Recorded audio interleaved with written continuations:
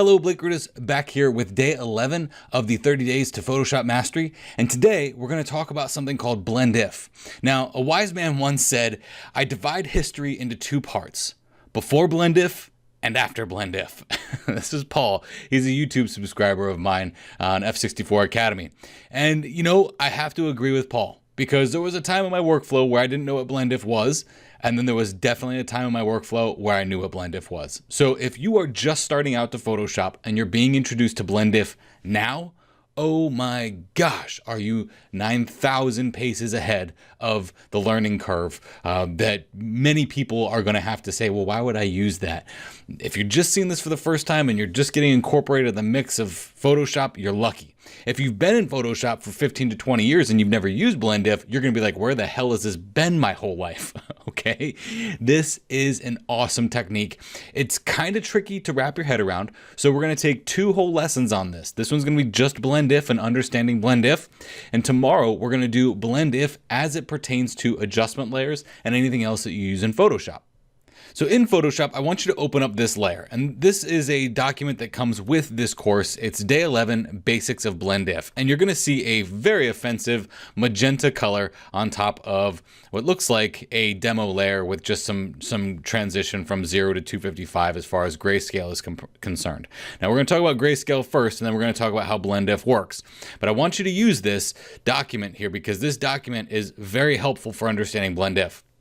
And the reason why I use magenta on almost all of my demo colors, just as a heads up for you if you ever want to experiment with things, magenta is a color that we don't normally see in our photographs. So because of that, it becomes a great color to use for demonstration purposes.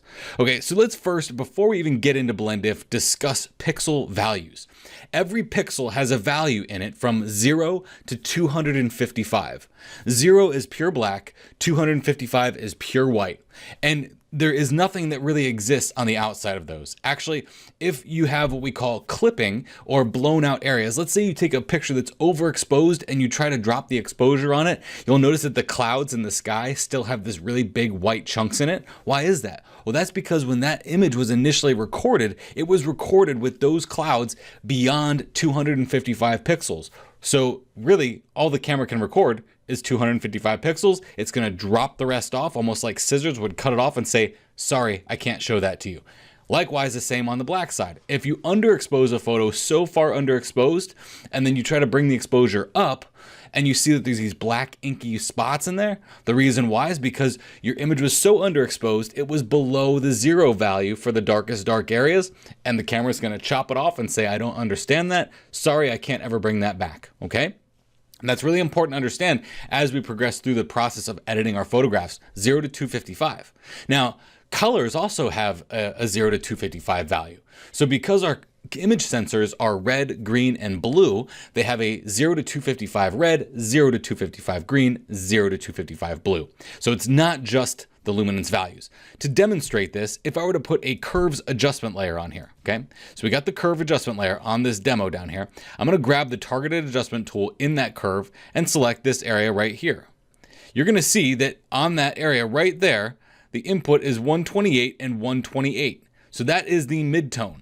It's right in the middle of that curve. You see that?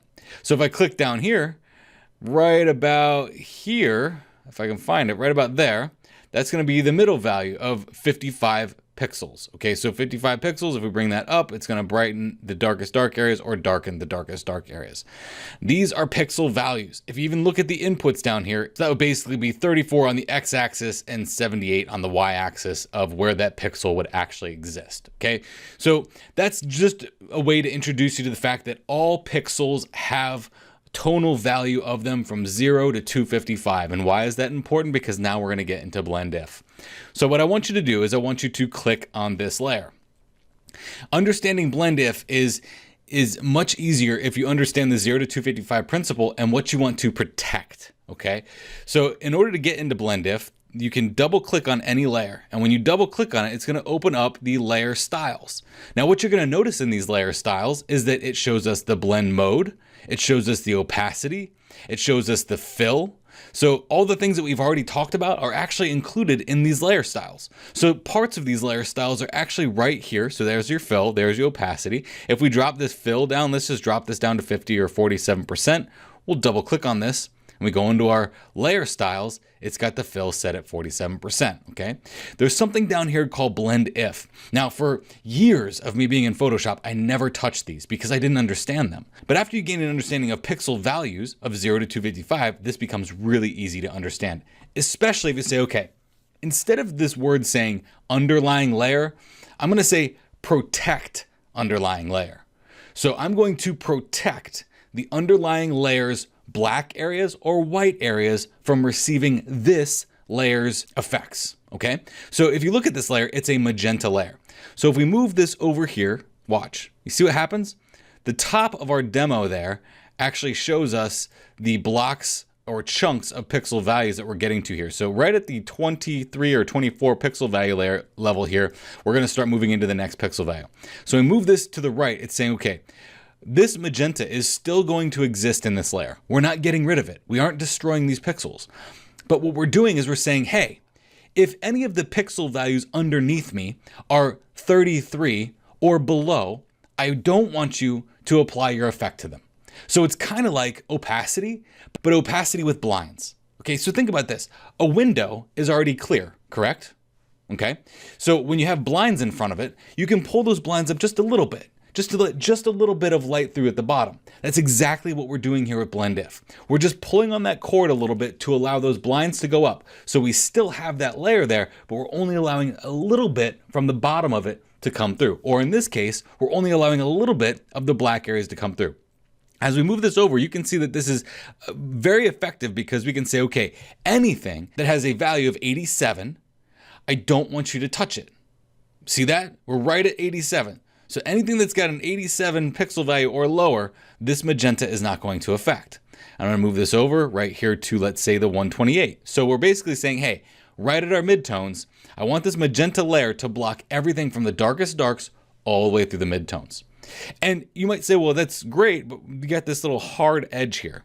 Well, if you press Alt or Option, you'll notice it on Blend If here. There's a little thing that splits that slider in half. If we press Alt or Option and click on this, watch what happens. It allows us to feather that. And this is where things get magical, okay? Because when you have hard edges like that, it doesn't blend like it should. But if you use Blend If, you're basically saying, okay, magenta, I don't want you to affect anything from 0 to 50, but at the 50 mark, I want you to split yourself and feather the transition into 128 pixels. So basically everything from our mid-tone area here into our middle dark area here is going to have a smooth transition and a feather.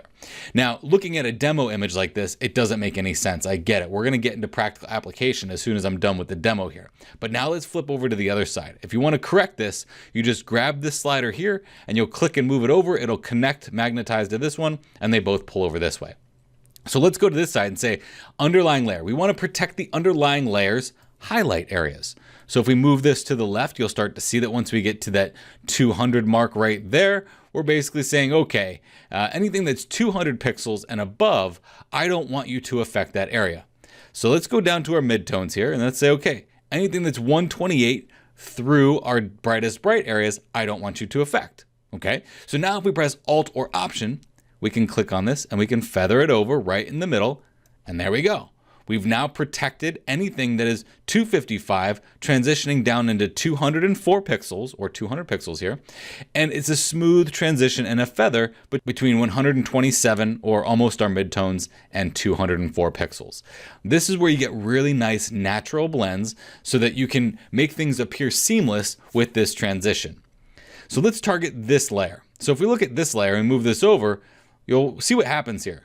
This magenta is actually at the pixel value of around 104. So basically up here, it's going to say blend if this layer that we have selected, blend this layer that we have selected, but it's only going to do that at the 100 mark, and then it's going to go away because there's nothing to transition here. It's basically just 100 pixels and that's it. So a lot of times the way I use this is a build up process.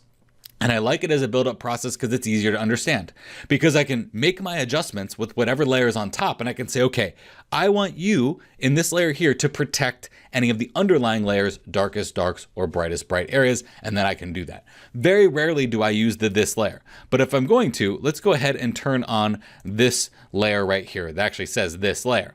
And this gives us a better way of understanding that. Let's say that this magenta, instead of it being a pure wash of just straight colored magenta, that this magenta color actually has some transition in it from black or midtones all the way through the brightest brights. So if I double click on this and I say, okay, this layer, I want you to take away from this layer any of the darkest dark areas. So you'll start to see that as we say, okay, this layer, I want you to take these things away. It's going to move the darkest dark areas in this layer, and let's say all the way out to the 128. And then as we split and transition and feather this over into those darkest dark areas, it's saying, okay, I'm going to remove this data from this layer. And I'm kind of on this idea that you have to think one way or the other, okay? So either you say I'm going to use this layer, or you say I'm going to use underlying layer, because it's very difficult to think about both of them. It's a very advanced concept when you say, okay, I'm going to think about underlying layer and this layer and see what happens. Don't confuse yourself, okay? Because that's all it's going to do. All it's going to do is confuse you. So what I would suggest is that while we are talking about this blend diff stuff, you just get yourself acquainted with the underlying layer of blend diff. And when we do that, we can say, okay, protect the underlying layer's darkest dark areas from this adjustment. Okay, you see that? So we aren't really concerned about what the data is in this layer or the layer that we have selected. We're more concerned with what are we seeing underneath this layer and how can we let that shine through. So that's the basics of blend diff. And I know for a fact that you're not going to get this right off the bat, because I've done probably 60 different tutorials with blend diff, and it's at about the 30th tutorial that people finally say, ah, I get it. I get it. And the reason why is because of deliberate practice. So this is what we're going to do. We're actually going to do some deliberate practice with this. So I'm going to go ahead and just close this out. I don't want to save it. I'm going to close that out. I'm going to open up. There's two layers here. One is of an alligator or a crocodile or something. So this is what we're going to do. We're going to grab this and move this up to the top like this. Okay. This is a way that I'm going to also teach you how to work with compositing. So when we open up a document like this, we're opening up this JPEG in Photoshop, because I've told all JPEGs to open up in Photoshop. So before, remember when I told you to set this up when you go to edit and you go to preferences and we go to workspace? I believe that's what it was. Yes. You notice right here, we said open documents as tabs and we had that unchecked. Well, if we click this and move this up, that's a tab. Okay. The other thing here is enable floating window docking. Let's do that. Click that and check that. Okay. So this is going to become our primary layer. So when I do that, I'm going to move this up and that's going to dock it so that it can actually be on the back as the primary layer that I'm going to be working on. Because what I want to do now is open up this texture. This texture is actually one of my favorite textures to use. And you know what it is? It's the pan that goes inside our toaster oven. Pretty interesting stuff, right? So what I need to do is I need to get this layer to go on top of this layer. So what I'm going to do is I'm going to press the Control key or the Command key on a Mac. I'm going to click on this layer and move it over to this layer. And while I do that, before I unclick my left click on my mouse, I'm going to press and hold Shift. And that's going to make sure that when I do unclick, it aligns them from the center. So I'm going to do that again. Okay. So we're going to grab the Move tool, press V for the Move tool, or grab the Move tool, click on this layer right here in this one, move it over to this layer, press and hold Shift while you do it. And what that's going to do is it's going to make sure it aligns from the center when we drop it. If we don't make sure it aligns from the center and I just move it over like this, if I click this and then move this over here, look at that. See that? It goes wherever it wants to go. But if I click this and move it over, press and hold Shift, it's going to align it from the center. And why I'm doing that is because I need this layer to be on top of this layer. Okay, so normally, up until now, we've talked about adjustment layers being on top of each other, but this is the first time I'm actually showing you what we call compositing, where it's you take two different photos and you put them together. This process here is actually the process of taking a texture and applying a texture to a photo. And we're gonna do that with blend diff. So if I double click on this layer here, this layer 1, double click on this, we now have the underlying layer. I want you to always think about the underlying layer. So what this means now is that I want this texture layer to blend with the underlying layer so it looks like they're seamless. So I'm going to grab this and I'm going to move it over. And that's going to start making all of that underlying layer of this alligator, crocodile, whatever it is, all the darkest dark areas are going to shine through this. Now you see how pixelated that looks? It doesn't look good, right? But if we press Alt or Option, we can split this slider and feather this over, and then maybe feather it more into the highlight areas, okay? Now if I click on this side, I can Alt or Option click here and feather the transition of the highlight areas with this texture, with this crocodile here. You see that? And press OK. Look at that. Really cool, huh?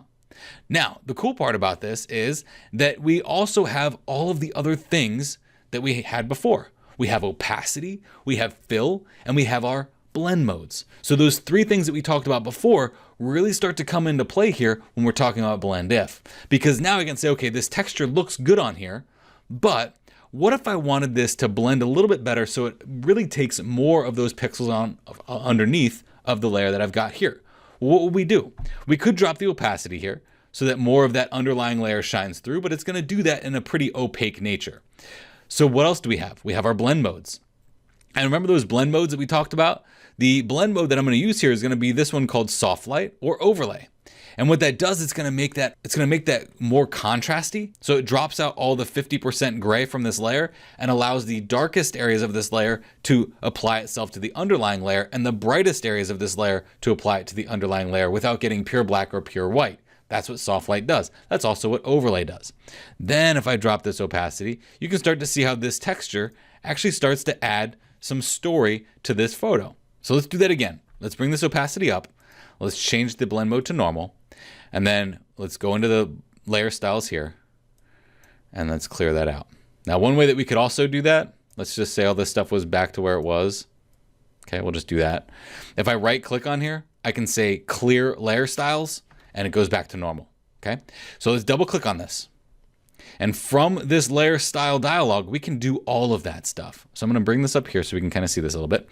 I'm going to go underlying layer. I want you to protect the darkest dark areas as they transition into those midtone areas. I want you to protect the brightest bright areas.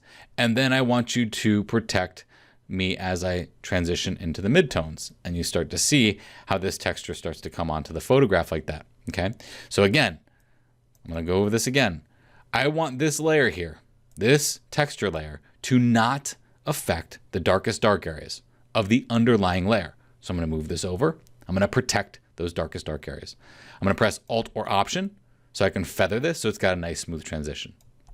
I'm going to say, okay, I don't want you to hit the brightest bright areas of the underlying layer. And then I'm going to press Alt or Option and move you over so that you transition and feather into the midtone areas of this photo. Okay? So basically protecting everything other than basically the midtones of the photo we have underneath. And also from here, we can change the blend mode. So here we can experiment with what blend mode is going to work. A lot of times people say, well, Blake, how do you know what blend mode to use? I look at them and I see which one I want to use. The multiply blend mode looks actually really good on here. Again, soft light looked pretty good, but multiply is going to give us some really dark nitty gritty contrast that actually looks like it matches this photo pretty well. And I wouldn't have known that unless I actually went through these and started to highlight them and see which one I think worked best for the photo. Okay. So if I choose that multiply, that looks good. But then let's drop the opacity a little bit and then we'll press OK. So look at that. We did some pretty paramount things today. We first introduced you to blend if. Okay. Remember, the easiest way to remember this is I want to protect the underlying layers, darkest dark areas, lightest light areas, or both, and have a nice smooth transition in between. I then showed you how to composite a photograph. Now, we've never done this before. This is where we took one layer and brought it onto another layer, and then we blended them together. And we did that using all of those things. So I want you to think of a layer as your cell phone. So your cell phone as it stands is really meant to only make a phone call, right? That's what this thing is meant to do. It's meant to make phone calls. But what we do with this to make it more efficient for us is we add applications to it, right? So I can make this thing a compass. I can make it help me with photography by using a light meter in this. I can make all kinds of apps in this thing to make this extremely useful for my life. The same thing is true for a layer. The layer by itself is just a layer. It's just a phone. But all the different apps in there, the blend modes that turn pixels on and off, the opacity and fill that reduce the transparency of that layer. Now we have blend if, and the blend if that we actually tell what pixels to turn on and turn off in a more efficient manner than blend modes because we don't necessarily know the math that's going on in there. So blend if is my absolute favorite thing in Photoshop. And I've done many tutorials on this, taught many courses on it. It's the backbone of almost everything I do in my advanced coursework. It's advanced, okay? So if you don't get it right off the bat today, don't worry about it. What I want you to do today, your homework, experiment with the demo model that I gave you, and also experiment by putting this texture onto this photo. Make sure that those preferences are set up the correct way so that you can do that, and then just experiment. You can't hurt these things, okay? Experiment. And tomorrow we're gonna talk about blend if as it pertains to adjustment layers. Here we are back again with the 30 Days to Photoshop Mastery. We're on day 12, and today we're gonna be talking about adjustment layers as they pertain to blend if, or blend if as it pertains to adjustment layers. So we've talked about adjustment layers in the past, as these things are layers that modify the pixels of our image. The input, be our bottom layer, our background layer, gets put into this adjustment layer essentially, and the output is what is shown to us in Photoshop after we have that on top of it. So today we're gonna combine adjustment layers, blend modes, opacity, and blend if all together so you can see how these adjustment layers become extremely powerful because they don't actually hurt the pixels in your photo. It's called non-destructive editing. And everything we do in Photoshop, we want it to be non-destructive. So this is the photo that we're gonna work with. I'm gonna do 3 adjustment layers in here. I'm gonna show you how to apply blend if to only the shadows of your photo and blend if to only the highlights of your photo using colors, and also show you how this could also work and help you with your curves adjustment layer modifications. So first things first, let's go down to our adjustment layers and let's make a solid color fill. Now the solid color fill I'm going to use, I love this color. It's kind of like a greenish blue.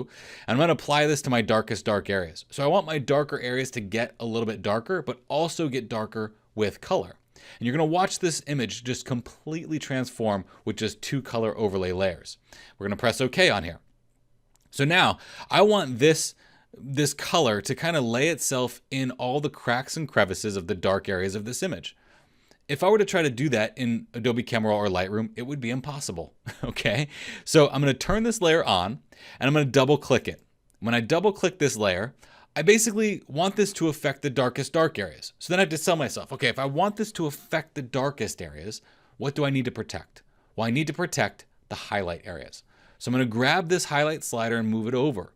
And you're going to start to see all of the stuff in the image shine through this colored layer. And it starts to look good right about there. That's what my eye likes.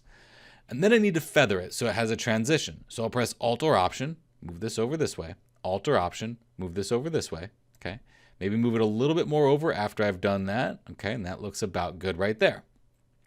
Now, if you really want to see exactly where we're affecting this photo using blend if, because it's kind of hard to tell with that greenish area. Right here, there's something called the color overlay. Turn that color overlay on, click the color overlay, and change this to the color magenta. Okay, so there, with magenta at its highest potency, we can see exactly where this layer is going to affect it. Now it's not blue anymore, it's magenta, right? But this helps when you're doing your blend if adjustments so that you can see exactly what you're protecting and exactly where you're applying that color. So move that over here like this, press Alt or Option to feather that again. That looks pretty good. Maybe a little bit less, about right there. So you can see that now this isn't affecting the highlight areas or mainly our midtones. It's only the darkest dark areas. So what I'm gonna do is I can turn this color overlay off right here. Okay. If you don't turn it off right here, just go ahead and press OK. You can turn the color overlay on and off here at any time so that you can see exactly where that blend if is affecting. Okay. So now this doesn't look good right off the bat, does it? It just looks like we took this greenish blue color and just threw it in all the cracks and crevices. Well, if we use a blend mode here, like soft light or overlay, or even hard light works pretty good. What we're going to do here is we're going to tell that color to now turn certain pixels on and certain pixels off when we put it on there. Because right now it's just a flat wash of color. Okay, we can also change this to the color blend mode if we wanted to as well. But I'm going to turn that to soft light because what that's going to do is it's going to fill in all those cracks and crevices while giving me an amplification and contrast. And look at that. It's magnificent right off the bat. That looks great. So I can drop this opacity here just a little bit. Okay, so it's not quite as strong. So what I'm showing you here is how we're using an adjustment layer, a blend mode, blend if, and opacity.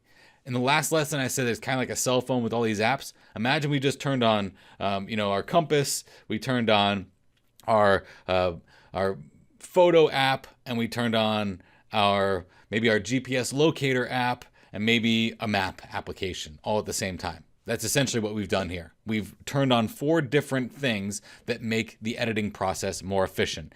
And in one layer, we've done what many layers would do if we didn't know how to do this all in one shot. The other great thing I like about this, and why I used a solid color fill layer, is because if I double click on this, I can now change this color to any color I want to now affect those darkest dark areas. And I do this a lot in my workflow. You're thinking, why would you do this with color? I do something called color grading, and this is what color grading is. This is where if you ever watched a movie that you really love and you're like, why does this look so good? Well, what they did is they did this to the film. They color graded the film to make you feel a certain way. So this is where I can start controlling the mood of the viewer by using color in very subliminal ways. You can change this color to any color you want as well. So if you want to subdue those greens, if we bring this up into like one of those magentas, it's going to suck the life out of those greens a little bit. But if we go back to that bluish green here, notice how those greens kind of pop forward. So this is where you push and pull color to draw the eye into different areas of the image. So I'm going to bring this down into like the magenta area here. I thought that looked pretty good like that. Okay, so I like that. We'll press OK. And then here's the before and here's the after. Very quick transformation. And you might think to yourself, well, in Adobe Camera Raw and Lightroom, they give me these sliders that adjust my shadows and my highlight areas, right? Why don't I just use that? Well, they give you these sliders, but you can't have surgical precision with those sliders. This is surgical precision. And I know that because if I turn the color overlay on, I know exactly where those shadows are that I'm telling this color to affect. So let's do this again. I'm going to make a solid color adjustment layer. And this one, I want to only affect the highlights. So I'm going to use a brighter color to enliven the brightest areas of my image. Let's just use maybe a brighter version of that cyanish green color. We'll press OK. So I'm going to double click on this. It's going to bring me into my blend if. Let's turn that color overlay on just because it's good practice and go back up to those blending options. And then we're going to protect the darkest dark areas so that this layer only affects the highlights. So move this over until we get the highlight areas there. We'll press Alt or Option to feather this over into those highlights. Maybe feather this into the shadows just a little bit more, and we'll press OK. So I'm going to turn that color overlay off so I can see what I did here. I don't like this color right off the bat because, again, what is it? Right now, it's a solid wash of color, okay? We don't have any other pixels turned on or off. So now after we have this solid wash of color, let's pick a blend mode. Let's say, do we want to maybe linear dodge this? Nah, let's not do that. Let's soft light. Soft light is going to add contrast while adding color. Notice I use soft light a lot. Soft light is one of my go-to blend modes. If I'm ever like, you know what, I like the way this looks, but let's see what happens when I use it's going to be soft light. Let's see what happens when I use soft light. So soft light is going to amplify the contrast. It's going to make things lighter and darker, but it's going to do that while adding this color to the image. So now if I double click on this color, I can now dial in exactly what color I want to bring into those highlight areas. And I actually thought that that cyanish blue color actually looked pretty good in those bright areas, doesn't it? I think that looks pretty good. Looks good? Looks good. And then if I press Alt or Option on this background layer, watch how we just transform this image. This is flat. This is dull. It's a waterfall. It's kind of boring. We do this to the shadows. We push those shadows back, and then we pull those highlights forward, and look at that. Bam! We magically just sculpted the light in this image while adding color with only 2 adjustment layers. But what we did here is we used everything in our power to make them blend better. Now, one thing you're going to run into here is that sometimes when we add something like this, it's going to brighten up the image too much to the point that we start blowing out those highlight areas. If that happens, blowing out meaning we're going past the 255, I'm going to double click on this. And if I move this slider over just a little bit and say, okay, hey, just protect any of those highlight areas that are within 10 pixels of the brightest brights, and then Alt or Option and feather it over. That is now going to say, okay, we are protecting our darkest dark areas as we transition into the midtones. We're protecting our brightest bright areas as we move somewhere into those highlight areas. And then here is mainly the area that's going to be affected by this adjustment. And we'll press OK. And voila, look at that. Amazing. If you're not shocked right now and like jumping up and down in your head, it's probably because you don't understand it yet. But you will after deliberate practice. Because deliberate practice is the only thing that's going to make you better at this. And part of your homework is going to be to apply several adjustment layers to this image and this image alone and experiment with blend if, blend modes, and opacity. Okay, so now let's do another adjustment layer here because we talked about these two, which are my color overlay ones, which I really do enjoy. But let's go into a curves adjustment layer. So let's say in this curves adjustment layer, we want to bring up the contrast a little bit more. So we're going to make this image overall darker and make this image overall brighter. But again, watch what happens as we do that. It's going to make our bright areas what we call blow out. If I press Alt or Option and click on this, we can kind of see where those things are starting to blow out or where we're starting to clip. And when we do that, that's when we get beyond that 255 mark. So we're getting pretty bright there. But I like the overall contrast that we did to the rest of the photo. It gives it this really nice kind of grungy type of look. It really matches the environment that we have there in Olympic National Park. But it's a little too much because it's hitting our darks too much and it's hitting our brights too much. So do I drop the opacity here? I mean, I could do that, but that's just dropping the opacity of the overall curve. I think what's a better option here is for me to double click on this. Let's do the color overlay. Just click that box right there, turn that on. And then in our blending options here, let's protect the darkest dark areas a little bit from this and have a nice big transition in feather. We'll protect the brightest bright areas in this and have a big transition in feather. You see that? So now what that's saying is that this curves adjustment layer can give an overall contrast to this image that's going to be brighter.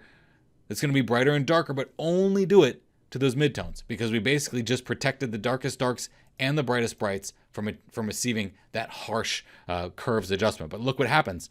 It's affecting really those green areas really well. Look at that. And that's really nice, really quite nice. So after I look at all this, I'm like, you know what? That color grade now in the background, I don't really think I like that magenta anymore. That's okay. Just double click on this and I can move this back down into those, even maybe a greener area and to really bring out those greens, or greenish yellow to really bring out those greens. So the magenta is going to subdue that green all over the whole image, while adding green to those dark areas will enlighten and liven up those greens. Let's just make it maybe this blue-green kind of transition here. And look at that. I mean, that is magical. If you've ever been to Olympic National Park, that to me feels more like Olympic National Park than this did, this flat, dull image. Your homework today, what I want you to do, I want you to use at least 3 adjustment layers, at least 3 different times on just this photograph to see how it transitions with blend if, with blend modes, and opacity. I want you to start stacking these things because as we think about layers in Photoshop, if you think about how your education is stacking here in the form of layers, you're getting smarter and smarter and better at Photoshop by stacking the things that you're learning over time. This is how you're going to master Photoshop. You will not master Photoshop if you just say, oh, gee, Blake, that was nice. See you tomorrow. You won't master it, okay? You have to do some deliberate practice. So this was a shorter video than what we're normally used to, and I wanted to do that on purpose. Give yourself at least 15 to 20 more minutes to practice these techniques with blend modes, blend if, opacity on at least 3 different adjustment layers. I would suggest using things like the color fills and seeing what happens, and start looking at how patterns are formed. And pattern repetition is how you get really good at Photoshop. In tomorrow's lesson, we're going to talk about another application that's built into every layer that I haven't even talked about yet. And I think you're really going to enjoy it. You're going to see how all this stuff starts to come together. Your mastery is getting really close, really quick.